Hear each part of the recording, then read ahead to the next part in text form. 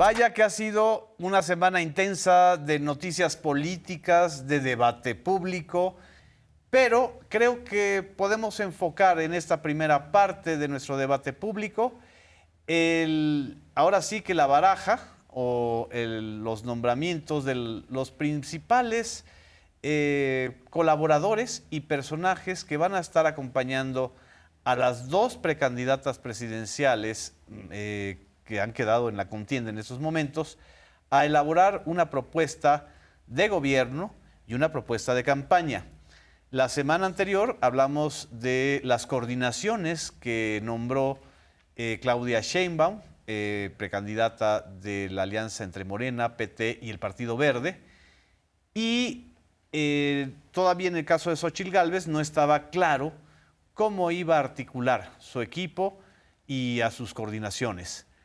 El domingo pasado, 3 de diciembre, en un evento bastante importante porque se reunieron personalidades que tradicionalmente no están en el flanco de Morena, la precampaña de Claudia Sheinbaum anunció los diálogos por la transformación, que es un ejercicio de diálogos para poder elaborar el proyecto de gobierno. Un proyecto de gobierno o un proyecto de nación que va a llevar Claudia Sheinbaum como candidata a la presidencia cuando ya sea el momento. Y pues observamos a figuras muy importantes en la vida académica y de investigación científica, social y de especializaciones y de la cultura mexicanas que tradicionalmente no estaban cercanas o no han estado, digamos, siempre cercanas o ubicadas con la Cuarta Transformación. El equipo incorporó a personalidades como Juan Ramón de la Fuente, el exrector de la UNAM, ex representante de México ante las Naciones Unidas, al exgobernador de Chihuahua y un destacado militante panista hasta hace unos meses, a Javier Corral, al exministro de la Suprema Corte, el ministro Saldívar, Arturo Saldívar, a el economista Gerardo Esquivel, ex subgobernador del Estado de México, a Omar García Harfuch, ex aspirante también a coordinador de la Cuarta Transformación en la Ciudad de México y jefe de la Policía de la Ciudad de México, o a la senadora Susana Harp, una destacada legisladora con causas muy específicas a favor de los afromexicanos, y a Lorenzo Meyer, a Pepe Merino, un colaborador muy cercano de la doctora Claudia Sheinbaum, a Rosaura Ruiz, que también fue colaboradora muy cercana de la doctora en el gobierno de la Ciudad de México, a Irma Pineda, a Violeta Vázquez Rojas, a Diana Alarcón y a Jorge Isla Samperio, ex abogado, y a David Kershenovich, especialista médico que pues habla de una variedad de personalidades. Y el día de hoy, la precandidata de esta coalición del PAN, del PRI y del PRD, pues anunció también a sus propios coordinadores, a Santiago Krill Miranda como coordinador general, a su hija Diana, que se encargará de los Xochitl Lovers, a su hijo Juan Pablo, de la creación de Red de Jóvenes, Armando Tejeda Cid, coordinador operativo, a Carolina Vigiano, militante del PRI, como coordinadora coejecutiva, a Ángel Ávila Romero como coordinador de alianzas, a Kenia López Rabadán, senadora, como jefa de la oficina de la precandidata, al exgobernador de Coahuila, Rubén Moreira, como coordinador territorial, al Max Cortázar como coordinador de comunicación, que ya lo había nombrado, a la ex candidata presidencial y senadora Josefina Vázquez Mota como coordinadora de líderes en campaña, Margarita Martínez Fischer como coordinadora de promoción del voto, al ex gobernador priista de Yucatán, Rolando Zapata Bello, como defensor del voto, imagínense, Jesús Ortega Martínez, uno de los dos chuchos que quedan en el PRD, como responsable del Comité de Prospectiva, que es uno de los cargos más extraños, pero bueno, Margarita Zavala Gómez del Campo como responsable del Comité de Sociedad Civil, Enrique de la Madrid como comité de plan de gobierno, Fernando Rodríguez Doval como comité de contenido, Ildefonso Guajardo, ex también aspirante del PRI como responsable de Relaciones Exteriores, Blanca Alcalá como responsable de Asuntos Migratorios y Alejandra Rojo de la Vega como activismo social. En fin, estos son los nombres de la baraja y abrimos el análisis. Muchísimas gracias, Luisa Cantú. Buenas noches, gracias, Genaro. Emerson Segura, que nos está acompañando aquí también por primera vez y en este debate público. Y Alberto Nájar. ¿Qué tal, ¿Cómo Genaro? estás, Alberto? Bien, gracias. Buenas noches. ¿Quién quiere hacer el primer balance? Luisa. Bueno. Primero las damas. Muchas gracias.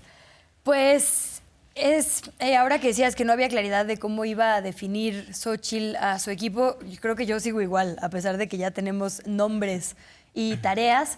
Primero porque las tareas tienen unos nombres rarísimos, ¿no? Mujeres en vez de feminismo, prospectiva, contenido. En el caso de Xóchitl. En el caso de Xóchitl, sí. Sí, empezando, digamos, de lo más reciente para atrás. Me parece que no hay un hilo conductor que nos hable de proyecto, de intereses común, más allá de pagar cuotas por una alianza de 3 partidos. Creo que va a ser muy difícil articular un proyecto cuando tienes a Alejandra Rojo de la Vega diciendo que vive el feminismo con un pañuelo verde y a Margarita Zavala diciendo que las mujeres no deben decidir sobre su propio cuerpo, ¿no? Creo que va a ser muy difícil pedirle a Fer Rodríguez Doval, el que fue coordinador de campaña de Anaya, que elabore contenido cuando lo que vimos de la campaña de Anaya fue todo menos contenido, ¿no? Creo que si hubiéramos hecho, digamos, pues casi de chiste, ¿no? Un gabinete, digamos, de personas que no entregaron resultados, no lo hubiéramos hecho tan bien como Xóchitl. Puso a puras personas que han perdido elecciones a trabajar en campo, ¿no? O sea, decías Josefina Vázquez Mota, Carolina Villano, todas perdieron en Hidalgo, perdieron la presidencial. Sí. Digamos, se rodeó de... No tiene bases, no tiene cuadros Xóchitl, no es un personaje improvisado. En Margarita Zavala, ¿no? Al parecer. Pues sí, porque la coordinadora de Sociedad Civil es Margarita Zavala, la ex primera dama, esposa de Felipe Calderón, que es una militante, fue una militante panista de muchos años, pero no es una militante de los grupos que de la perdió sociedad el civil. Apoyo de la sociedad civil antes del segundo debate. La candidatura. O sea, no llegó ni a terminar la candidatura, ¿no? Así es. Entonces parece que no hay absolutamente nada que una a todos estos personajes, excepto que ya no tienen otro lugar en los partidos donde estaban, ¿no? Decíamos ahora de Jesús Ortega, con prospectiva. ¿Qué futuro tiene el PRD en este momento? Es que parece humor, pero es absolutamente involuntario, ¿no? Y pues sí, una larga lista de personas que todavía no entendemos. En el caso de Claudia Sheinbaum presentó, digamos, un primer equipo operativo en el que había gente partidista, estaba Mario Delgado, estaba Citlali, Hernández y demás, y después un grupo, digamos, que iba a coordinar los diálogos para hacer la sustancia, el proyecto de lo que va a ser su plan de trabajo. Ahí entró, como bien decías, Pepe Merino, con los resultados que ha tenido la Agencia Digital de Innovación Pública aquí en la capital, el ministro Saldívar, digamos, personajes polémicos o no. Yo vi, por ejemplo, en el caso de Juan Ramón de la Fuente, de Omar García Harfuch, personas críticas a momentos de sus trayectorias, pero ahí están sus resultados. ¿Qué resultados podemos decir? Me hace todo el sentido porque evidentemente, ¿no? En el pasado de estos personajes de Xóchitl hay estos resultados. Es que no hay. Claro. En casi ningún personaje hay, digamos, una trayectoria que puedas decir, es muy evidente que hace ahí, además de una cuota partidista. Hay mucho foxismo, mucho calderonismo. Digo, por lo menos no tuvo la desfachatez de vestirse de rosa, porque luego hacía eso, ¿no? De decir que es apartidista. Ahora, abiertamente, solo la arropan las cúpulas partidistas. ¿Y sus hijos? En el peor momento. Acaba de perderse la oportunidad de jalar a esos jóvenes a los que les estuvo guiñando el ojo todos estos últimos días, que Samuel García sí había jalado a su campaña, diciendo Xóchitl lovers, que es que parece el señor Burns sentándose en este meme de ¿qué onda, chavos? No, diciendo Xóchitl lovers, que se iba a encargar a sus hijos de eso. Dios mío, es que no me puedo imaginar un anuncio más... Con ¿pero menos dónde quedó lectura Ángel política. Gurría y dónde quedó García Cabeza de Vaca, por ejemplo? Se repitieron sus nombramientos, además. O Javier Lozano. Sí. Ah, ok. Ahí, okay. Porque en esta lista que yo estaba es de revisando... la Madrid, el que era en el lugar de Gurría, ¿no? Sí. Sí. Enrique de la Madrid tiene ahora lo que le habían encargado a Ángel Gurría. Entonces, tampoco tenemos claro si hubo una primera ruta de trabajo que le va a entregar resultados a esta nueva generación de coordinadores. El comité del plan de gobierno es Enrique de la Madrid, pero recuerdo que habían dicho que Ángel Gurría iba a ser el del proyecto económico.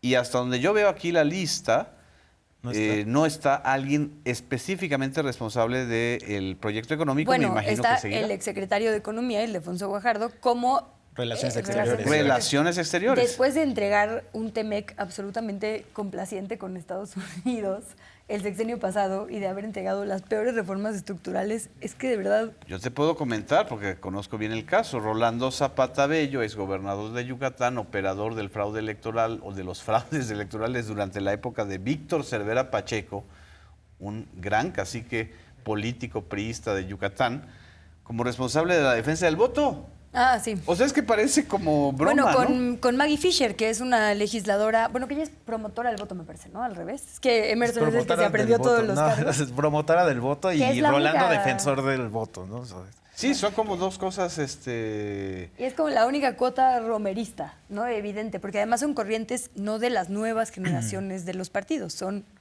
justo Fox y Exactamente. Calderón, no Romero, en el caso del PAN. Pero Emerson, ¿tú qué lectura Bueno, haces? yo creo que esta especie de cascajo electoral, o sea, que recoge Xóchitl, pues son burócratas de partido, ¿no? Y vemos, yo creo que es el síntoma de algo más grande, más estructural, que es pues la descomposición de los partidos políticos que viene desde mucho tiempo atrás. Vemos un atrincheramiento, es decir, en el momento en que empiezan a perder elecciones, pues vemos un reagrupamiento, que eso implica también un reagrupamiento en el sistema de partidos, es decir, la configuración del sistema de partidos actual no es la misma que en el 18 y no va a ser igual Exactamente. pasando el 24, incluyendo ahí la ecuación Movimiento Ciudadano. Yo creo que, es decir, se va a reconfigurar el sistema de partidos. Y este deterioro de esta clase política creo que está asociado, creo que un antecedente importante, es decir, el padre, yo lo veo así, de esta promiscuidad político-electoral, pues es el Pacto por México. Hay que recordar que el Pacto por México fue esta unión del PRI, el PAN y el PRD para sacar una agenda política de las reformas estructurales, justamente en aras de un nuevo México, Había un nuevo, proyecto, por exacto, lo un menos. proyecto político priista. Era la gran virtud de ese priismo peñista. Sí.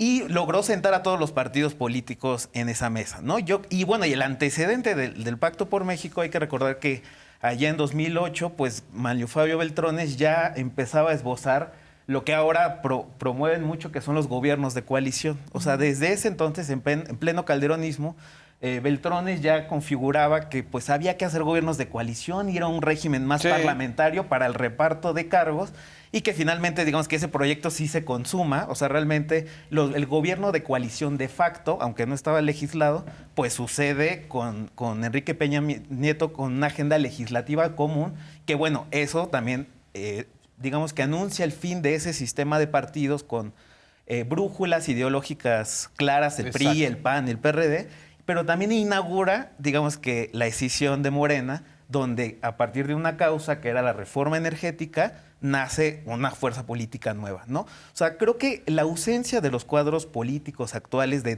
dónde agarro, Sí. tengo que recurrir a Josefina, a Santiago Krill, es parte de esta, es la culminación, ¿no? O sea, de este deterioro político de años. Y que mencionabas, Genaro, las ausencias, ¿no? Ajá. Gurría, incluso el mismo Ursúa, ¿no? Que había claro, subido no. fotos con Xóchitl como parte No de fue su anunciado, equipo. ¿verdad? Carlos No, Ursúa. no sabemos en dónde está. bueno, Beatriz Paredes. Y Beatriz Paredes, justo a lo que iba. Beatriz Paredes, por ejemplo, tuvo un rol muy importante entre el 2007 y el 2011 como presidenta del PRI para recuperar gubernaturas para que llegara Enrique Peña Nieto a la presidencia, ¿no? O sea, estamos hablando de que esta revelación de Beatriz Paredes con Xóchitl, no sé si recordarán en el debate que casi redescubren a Beatriz Paredes y el huipil, ¿no? En esta parte creo que pues también habla de una nula ambición político y electoral. O sea, son gestores de la derrota. Sí. O sea, y creo que es un poco de eso va.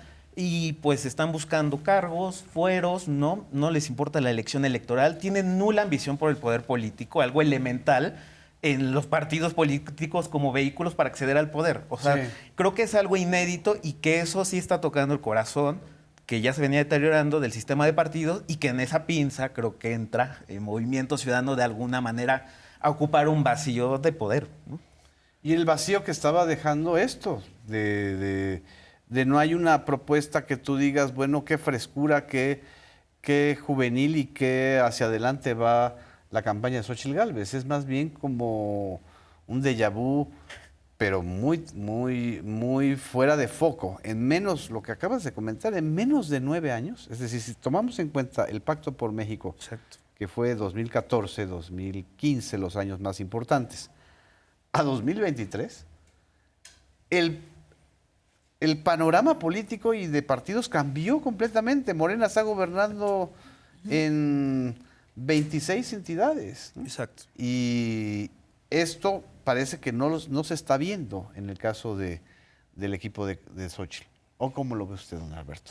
Pues mira, yo coincido en que efectivamente esto es un equipo que va encaminado a la derrota.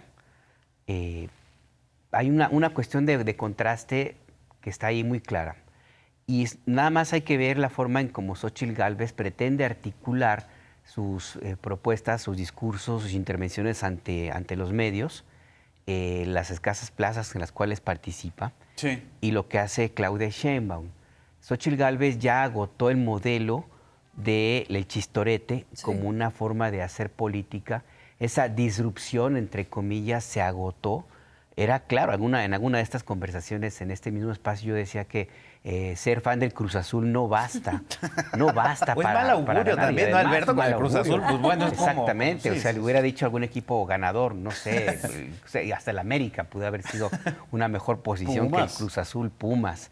Y San Xóchitl Luis, la Gálvez, revelación. en todas sus intervenciones, inclusive en los medios, en entrevistas con periodistas, termina recurrentemente promoviendo críticas, a veces sin información, muchas veces solamente con un enorme cariz de odio, pero desarticulada. Sí. Xóchitl Gálvez olvida, pero tiene una memoria muy corta, olvida que hasta hace poquito, relativamente en términos políticos y electorales en la historia de México, es muy poco tiempo, era enemiga jurada del PRI. Sí. Así es. Y ahora se Bueno, la reivindica traicionó la mente diciendo de Alito. de Alito, por corrupto. ejemplo. Y independientemente de eso, ella formó parte del gabinete que creó Vicente Fox Exacto. Quesada, tratando Así de es. construir una élite de gobierno con empresarios, que finalmente no funcionó. Ella reivindica su trabajo en el área de atención a los pueblos indígenas originarios con Vicente Fox, y convenientemente olvida que fue durante su mandato donde empezó la peor distribución de Exactamente. alimentos a las comunidades indígenas. Ella le abrió la puerta a las sopas Maruchan Así es. para que alimentaran a las niñas y niños indígenas. Entonces, ese tipo de cuestiones le pesan en su momento y tiene un discurso muy errático. Y en cambio, Claudia Sheinbaum parece que está dando una clase. Y no nada más por el hecho que haya sido maestra, sino porque ella va tema por tema, lo desarrolla, lo plantea. Hay método. Hay método y hay una propuesta atrás de eso.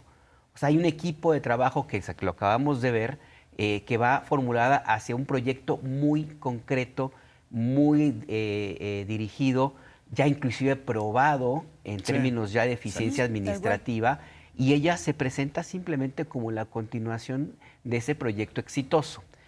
Xóchitl Gálvez se presenta como la continuación de un proyecto fracasado y derrotado, que además, ojo, ahí sí para que vean, no entiendo cuál es el sentido de pretender convencer a votantes que hace unos años le dieron el no definitivo a ese mismo proyecto político.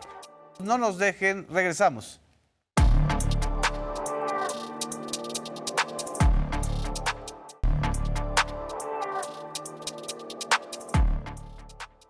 Amigas, amigos, muy buenas noches. Estamos en debate público. En este debate sobre los fideicomisos públicos, el gremio de los trabajadores del Poder Judicial intentaron hacer una marcha masiva el pasado fin de semana. Fue una marcha pues con varios miles de personas, pero no con la masividad ni con la representatividad que se hubiera esperado de una situación en donde realmente estuvieran afectando los derechos laborales de los trabajadores del Poder Judicial, que son más de 50,000 personas.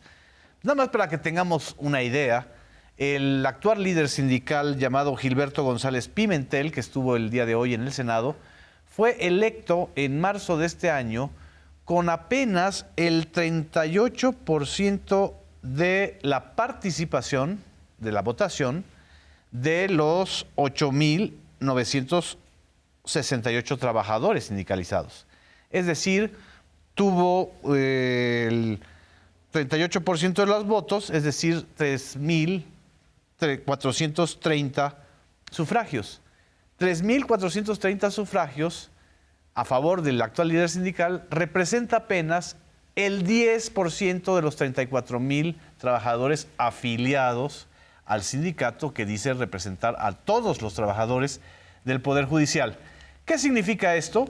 Que en realidad es un debate sobre los privilegios, no sobre la eliminación de los derechos desde nuestro punto de vista. Y esto vamos a debatir junto con otros temas. No sé si opines lo mismo, Azul. Absolutamente. El tema del liderazgo de este sindicato creo que habla mucho de cómo está conformado, cuáles son los intereses finalmente que representa normalmente cuando hablamos de un sindicato blanco o charro, pues es un sindicato que atiende a los intereses patronales o de los grupos políticos con los que tiene relación. En este caso, pues estamos hablando de las altas esferas del Poder Judicial. En este momento, esa movilización que se ha dado como una suerte de gran simulación, porque además, efectivamente, como dices, no logran convocar y eso exhibe un poco, pues, de qué naturaleza es esta movilización. Que además, pues ya se vuelve un poco hasta promiscuo, digamos, toda esta simulación cuando los vemos actuar afuera del Senado en una cosa de un encuentro con Xóchitl Gálvez, donde Xóchitl Gálvez pues se vuelve como una especie de liderazgo que están esperando que lo salve, y ella misma adopta el discurso. Cuando vemos el discurso que se aventa hoy en el Senado, pues un poco lo que hace, resulta al final muy simpático, porque lo que hace es querer reivindicar justamente todo este discurso de nosotros estamos por los derechos de los trabajadores, tendríamos que voltear a ver los trabajadores que ganan 5,000 pesos, pero al hacerlo se enreda y termina aceptando que no es lo mismo hablar de los trabajadores de a pie que de los grandes puestos privilegiados de los altos mandos del Poder Judicial. Ella termina aceptando esto, haciendo ese contraste como para decir, nosotros estamos volteando para acá y ustedes no lo están haciendo, para seguir abonando en esta gran mentira que además pues ya está más que comprobada sobre el hecho de que los fideicomisos o su eliminación no afectan los derechos, ni las pensiones, ni los salarios, ni las prestaciones de los trabajadores de base, sino de los altos cargos. Perdón, porque no te presenté a Azul Alzaga. Yo dije, ay, como si estuviéramos aquí por mi casa. Azul Alzaga, conductora de la Mañanera 360 de su sesión 2024. Óscar Camacho, coordinador editorial o jefe de información del Canal 11. ¿No crees que es un poco también lo que a final de cuentas acaban por hacer parecidos los movimientos aparentemente de defensa del INE y ahora de la defensa del Poder Judicial, que a final de cuentas se vuelven como eventos patrocinados por Claudio X González? Es decir, caen en el mismo patrón de partidizar y meter en el debate electoral el tema del Poder Judicial, que por si fuera poco es lo que el presidente Andrés Manuel López Obrador propuso y ha propuesto, que se debata sobre la reforma al Poder Judicial. ¿Cómo ves? Sí, comparto también esto que señalas.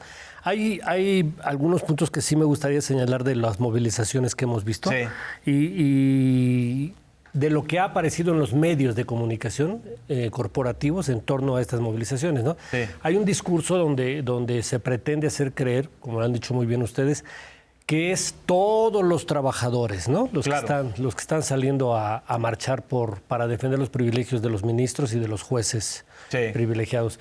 Y la verdad que yo no demerito ninguna marcha, porque todos los trabajadores tienen el derecho de salir a marchar, a ejercer su libertad de manifestación, y está bien, la verdad está perfecto. Solamente digo que son muy pocos los que han salido a defender los privilegios. Creo que eso hay que tenerlo claro. O sea, no es la mayor parte de los trabajadores del Poder Judicial. porque a mí me parece que también sería muy injusto de decir todos los trabajadores están defendiendo los privilegios de unos cuantos, ¿no? Creo que son poquitos los que están defendiendo los privilegios de unos cuantos, del Poder Judicial, los trabajadores. Sí, exacto. ¿No? Eso está claro. Es decir, y esto responde a otra parte que es muy importante. En el Poder Judicial todavía hay un sindicato charro, al viejo estilo. Exacto. Pero además ilegal, porque los estatutos, de acuerdo con lo que tú señalas, Genaro, muy claramente, exigen un porcentaje de votación para poder ser dirigente sindical de ese. Según esto, son el 50% de los 34,000 afiliados debió haber participado. Exactamente, sí. Y solo participó el 38%. Solo participó el 38% y de ese 38% él no alcanzó ni siquiera la mitad. No, él alcanzó 3,430 sufragios. Entonces, un dirigente espurio. Sería muy bueno que los que aplican la ley nos explicaran, adicionalmente a sus privilegios, por qué reconocen a un dirigente espurio, a un dirigente ilegal que no alcanzó la votación. Y sería muy bueno saber si el dirigente espurio hoy está regresándole el favor a los ministros, ejerciendo aquella vieja práctica que todos conocemos de presionar a los trabajadores para que salgan a marchar. Es decir, si nosotros creíamos que las prácticas de si no vas a marchar, te corro, ya habían desaparecido, pues no, creo que aquí está. No, hombre, ahorita vamos a ver un documento que quiero compartir con ustedes y con el público para que vean lo que es afectar derechos sindicales y no dijeron nada. Sí. Alberto Nájar, director de noticias del IMER. Gracias, general. Buenas noches a todos.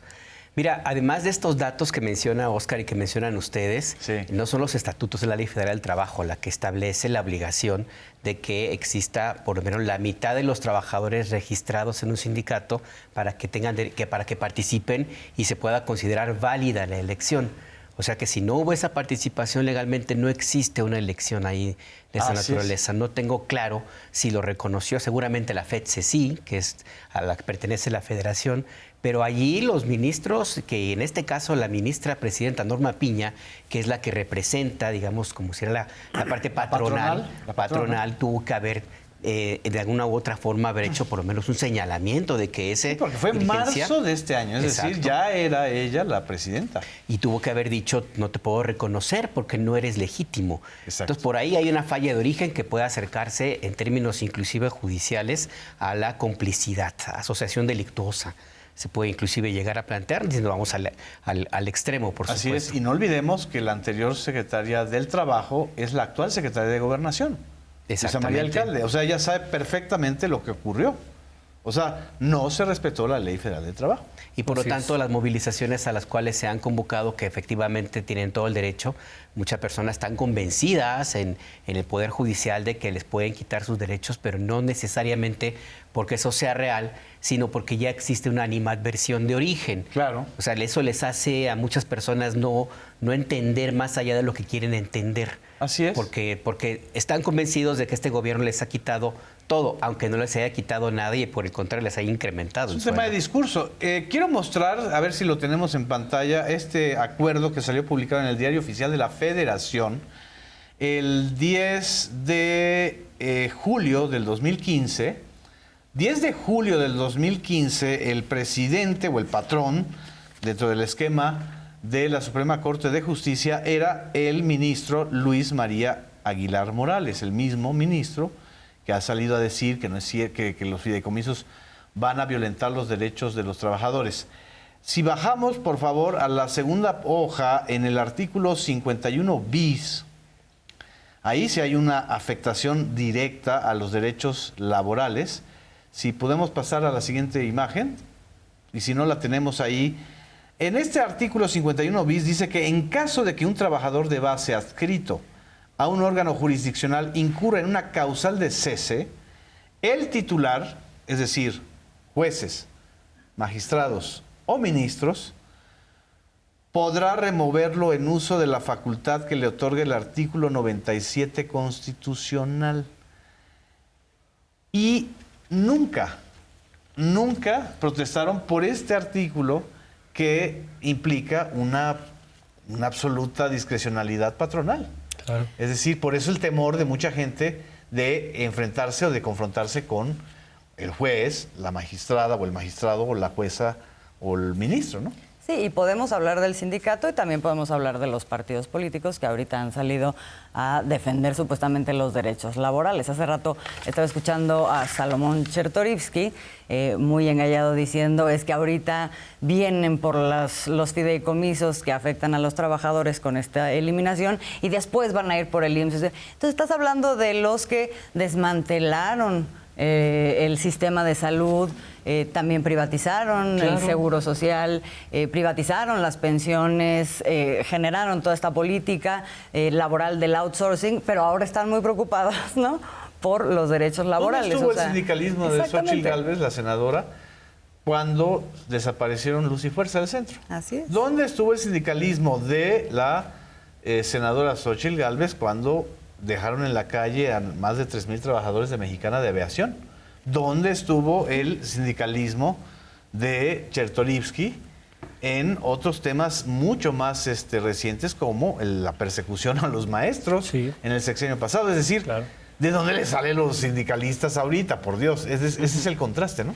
¿Sabes qué? Lo que a mí me genera un poco más de indignación, que hay una gran cobardía en utilizar a los trabajadores para defenderse ellos, ¿no?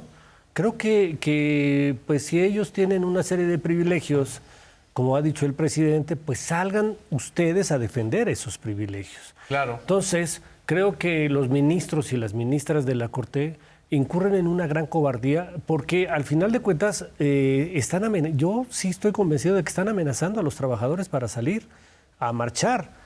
Nada más para dar un ejemplo, de los 15,000 millones de pesos que se van a eliminar del fideicomiso, uno de los fideicomisos que se elimina, que es el de mayor monto, por 4,197 millones de pesos, casi 4,200 millones, el rubro es desarrollo de infraestructura del nuevo sistema de justicia penal. Desarrollo de infraestructura, ¿qué entiendes por eso?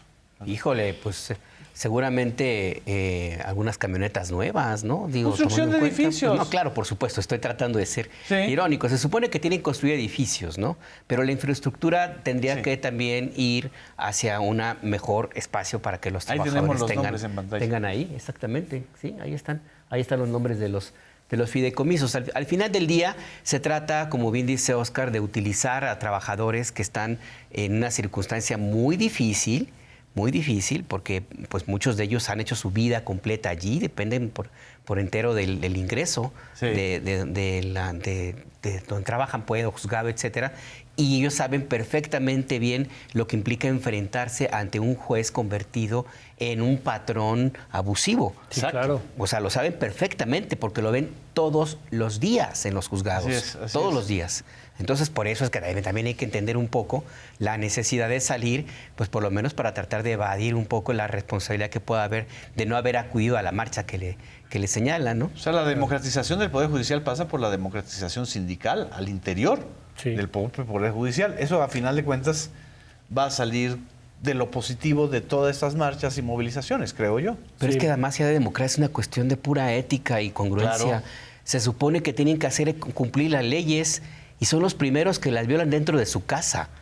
O sea, ese es el punto ahí que me parece a mí grave. Un sindicato absolutamente blanco, patronal, que no defiende derechos. Imagínate, si no pueden defender a sus propios trabajadores, ¿van a defender a alguien fuera de su círculo cercano? Vamos a un corte, no nos dejen, regresamos a Debate Público.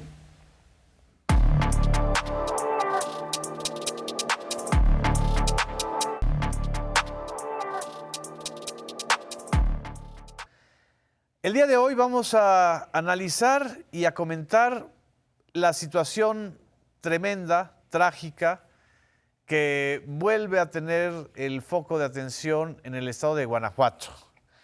En los últimos 9 meses, Guanajuato suma 44 multihomicidios, según las cifras oficiales, de los cuales pues, ninguno o prácticamente ninguno de estos hechos ha generado detenciones y mucho menos procesos judiciales.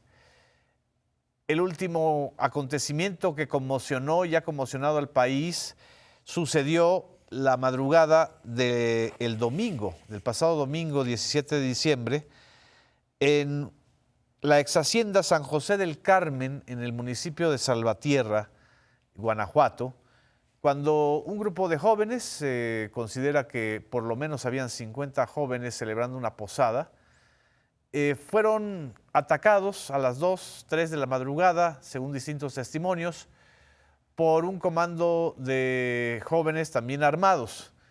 El ataque provocó 11 personas muertas, más de 14 heridos, y una indolencia del propio municipio y de las propias autoridades municipales que pues prácticamente llegaron ya después de que estaba hecha esta masacre.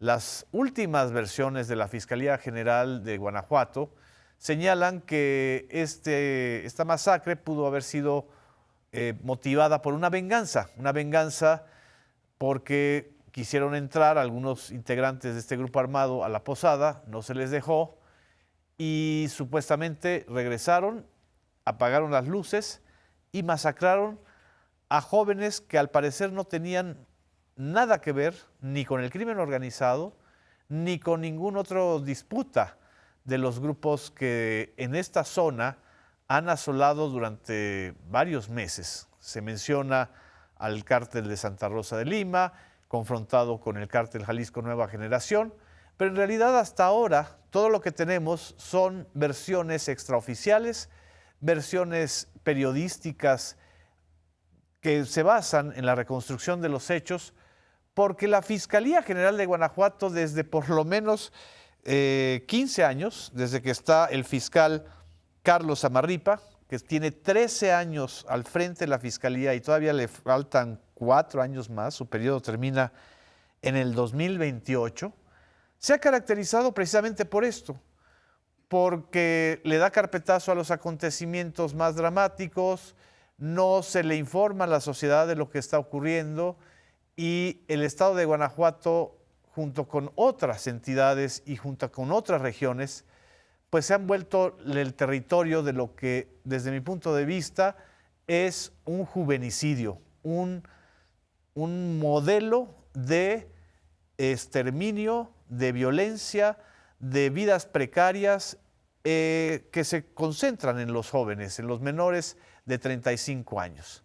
Y para analizar esta situación y debatirla, tenemos a un invitado especial, nuestro colega periodista Arnoldo Cuellar, que está con nosotros vía online. Arnoldo, buenas noches.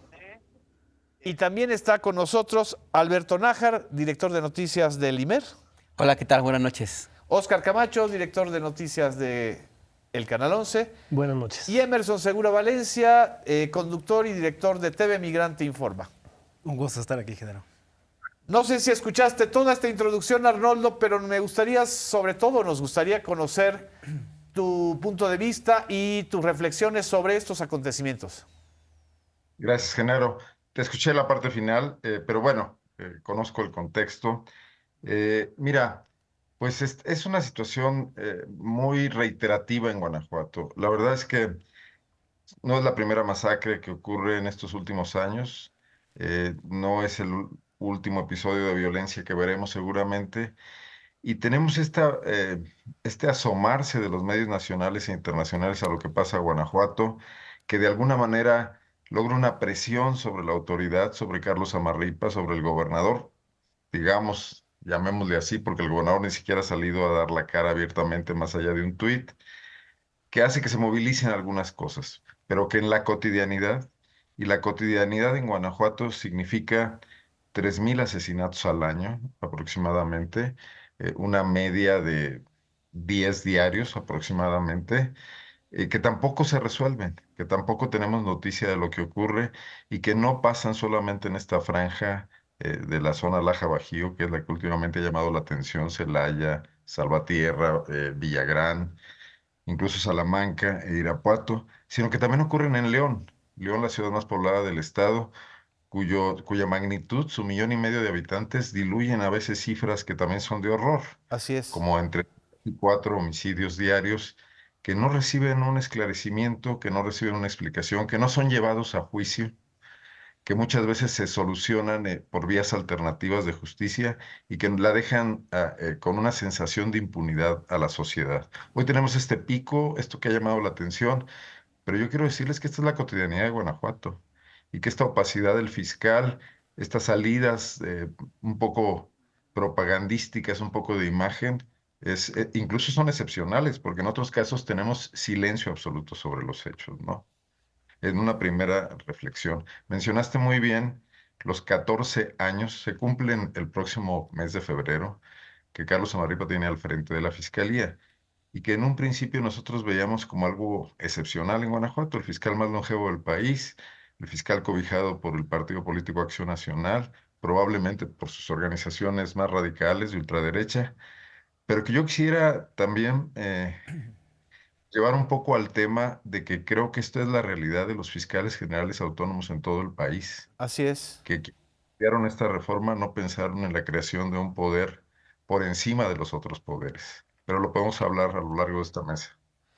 Una pregunta que quería yo hacerte, Arnoldo. ¿Qué relación existe, si es que ha podido hacerse alguna relación en estos días, entre los asesinatos de 2 regidores de Salvatierra? Entiendo que un regidor de origen panista y otro regidor de Morena fueron asesinados en septiembre y octubre de este año. ¿Hay alguna relación, por lo menos en el contexto de los hechos, o la Fiscalía simple y sencillamente ni siquiera hace esas conexiones? El regidor de Morena no falleció. No falleció. Llegó herido, no, llegó herido a la presidencia, se arrojó o fue arrojado, eso no está claro, por una ventana, quedó muy mal herido, pero entiendo que sobrevive. No tenemos noticias últimas sobre su situación. Había estado grave muchas semanas. El regidor del Partido Acción Nacional, que además no recuerdo el nombre en este momento, pero es hermano de una exalcaldesa también del Partido Acción Nacional, es una familia política. Ella ha sido funcionaria además estatal en otros gobiernos. Alejandrina se llama la presidenta municipal. Bueno, pues no tenemos una explicación, no sabemos de detenidos, no sabemos por qué ocurrió este atentado. Fue velado en las instalaciones del municipio, el alcalde estaba muy compungido. No es la primera vez que en Salvatierra ocurren hechos de esta naturaleza. Durante la administración, entiendo que de la propia Alejandrina, si no me equivoco, fueron asesinados 3 funcionarios violentamente en un ataque directo. Y es el municipio donde se encontró la mayor fosa de Guanajuato, cosa que fue negada por Wow. mucho tiempo por las autoridades y que incluso cuando Carla Quintana, en su momento responsable de la comisión de búsqueda, acudió a cobijar a estas familias que estaban tratando de penetrar a un predio, a hacer excavaciones por su cuenta, fue rechazada por funcionarios estatales, la secretaria de gobierno en ese momento y por el propio secretario de seguridad. No se le complicaron las cosas. Es un municipio que ha sufrido mucho la violencia directa del cártel Santa Rosa de Lima. Ese es un poco el antecedente. Hoy la fiscalía, mejor dicho, a través de una rueda de prensa, da a conocer que los casquillos percutidos y recabados en el lugar pertenecen a armas que ya han estado activas en otro tipo de delitos. Y ahí la pregunta es, ¿qué pasó en esos delitos? Así ¿Por qué no es. estamos cuánto tiempo, qué tipo de delitos, ¿no? Porque hasta hoy que ocurre esta masacre que ha llamado la atención en todas partes, es que la fiscalía sale a dar este dato, ¿no? A cuentagotas. Exactamente. Alberto Nájar. Arnoldo, ¿cómo estás? Buenas noches. Hola Alberto, buenas noches. Me llama la atención esto que comentas de que lo que ocurrió en Salvatierra forma parte de una vida cotidiana ya de una u otra manera en Guanajuato. Y me llama la atención porque si nos vamos un poco a los números y salimos un poco del escenario del crimen, la escena del crimen, pues Guanajuato es, junto con Querétaro, el estado que más se ha beneficiado del Tratado de Libre Comercio y ahora el TEMEC. El crecimiento del Producto Interno Bruto de Guanajuato llega a estar al 6%, cuando en México el promedio crece a menos del 2%. Se han instalado armadoras, está en la agroindustria. En fin, existe una bonanza macroeconómica porque no se refleja en los números de los salarios. Guanajuato tiene el índice de pobreza laboral muy alto. Así es. Se pagan muy mal los salarios. Ahí los sindicatos son castigados, son perseguidos. En fin, todo el modelo del Partido Acción Nacional que se llegó a imponer en algún momento con la ley de la reforma laboral que impuso Felipe del Sagrado Corazón de Jesús Calderón Hinojosa. El tema es que hasta hace unos 20 años Guanajuato era casi muy tranquilo. No quiero decir un paraíso, pero sí era muy tranquilo. Y yo no sé si necesariamente esto que vemos ahora, Arnoldo, tenga que ver con una disputa de territorio de bandas de delincuencia organizada nada más. O si hay algún elemento adicional, porque en sentido teórico no tendría por qué haber las condiciones para que una violencia de esa naturaleza existiera. Y bueno, pues ahí, por ejemplo, no tengo datos del nivel de extorsión, pero no veo que repunte mucho ahí. En fin. Puede parecer obvia o no la pregunta que quisiera hacerte, pero tú que conoces muy bien. ¿Es responsable el Partido Acción Nacional y sus gobernantes de esta situación o la situación va más allá de una responsabilidad política de una clase política que pertenece al PAN? Bueno, probablemente el Partido Acción Nacional sea responsable de un modelo de desarrollo cuyos resultados colaterales nunca calculó y que se centró además en festejar el éxito inmediato y no pensó en las repercusiones. O sea, todo tiene consecuencias y aquí no están revisadas. Hay que recordar que además este era un modelo neoliberal. O sea, la primera planta armadora que llega a Guanajuato llega todavía con el último gobierno priista, con Rafael Corrales Ayala, que además lo consideró un logro extraordinario. Fue General Motors. Cuando quitó la planta de Ejército Nacional, la trasladó a Silao. Los panistas lo que hacen es montarse en eso, volcarse en eso, y aprovechando coyunturas como lo fue la presidencia de la República de Vicente Fox, que generó mucho dinero al Estado en participaciones extraordinarias. Además, recuerdo que eran épocas de excedentes petroleros y había mucho recurso disponible. Se construyó un puerto interior, se mejoraron todas las carreteras del Estado, los parques industriales proliferaron en todas partes. Se otorgaron grandes subsidios a las empresas para instalarse en tierras, en capacitación. Se construyó infraestructura pública para ponerla al servicio de las empresas, para capacitar a los obreros a costa del Estado. Bueno, las universidades que decía hace rato que se crearon, ¿no? Toda una red de universidades tecnológicas. Entonces, el Estado se volcó en eso, pensando que podía ser una fórmula. Yo creo que no estaban pensando en las consecuencias, ni en el sentido negativo, ni en el sentido de previsión, pues, ni queriendo hacer algo mal, ¿no? Probablemente se les... Además, lograron fichar a personajes muy expertos en el tema de la atracción de inversiones. Trajeron a un funcionario coahuilense, recuerdo. eh, eh, los más viejos de aquí nos vamos a acordar. Vicente Fox, siendo gobernador, organizó una cosa que le llamó el World Forum, a la que Así es, trajo a sí. Gorbachov. Trajo a Gorbachov y estaba en plena campaña, ¿no? Bueno, el que le ayudó a organizar ese foro, que se llamaba Juan Manuel Fernández, es un tipo que resultó un personaje globalizado, extraordinario, vivía en Chicago, hablaba japonés e inglés, recibía un sueldo de subsecretario, pero además una comisión por cada inversión que traía el Estado. Ese hombre es el que logró contactar a las empresas, que entiendo que se da un círculo virtuoso.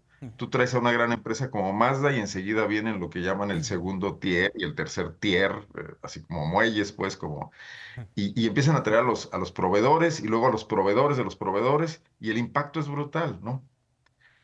Todo esto, pues, regalando tierra, regalando subsidios de todo tipo. Y claro, pues cambiaron a Guanajuato, lo modificaron radicalmente. Llegamos al pleno empleo, pero pleno empleo mal pagado. Gente que sus condiciones de vida probablemente no eran mejores que cuando vivían en un rancho y sembraban su parcela. Mejores en el sentido de bienestar, quizás con mayor ingreso, pero con mayores gastos. ¿Qué genera esto? Como pasó, no quiero ser simplista porque nos puede criticar gente que estudia el tema más detenidamente, pero en Tijuana, Ciudad Juárez, incluso en Guadalajara. Esta clase obrera con un recurso regular, cobrando una semana regular, de inmediato impacta en otro tipo de cuestiones, en giros negros. Y los giros negros manejan prostitución, trata de personas y manejan droga. Y creo que ahí se empezó, eso no estaba previsto y eso no estaba atendido, ¿no? Y tenemos en esto, pues de los 90 para acá, tenemos 30 años, ¿no? Los 30 años de gobierno del PAN. Entonces, tu pregunta no es sencillo de contestarla. Sí tienen que ver, ellos han gobernado el Estado, ellos han construido lo que tenemos, ellos tienen a ese fiscal de 14 años. No creo que hayan pensado el mal que nos iban a causar, como Salinas, cuando hizo todo este desorden, ¿no? Empezando por la privatización. magna de las empresas, ¿no? De todo el Estado nacional. Creían que estaban haciendo las cosas muy bien y que el sector privado iba a ser más exitoso que la vieja burocracia que manejaba las paraestatales. Resultó que no, que resultaron tan o peor saqueadores que los otros, ¿no? Muchas gracias. Nos vemos en la próxima emisión de Debate Público. Buenas noches.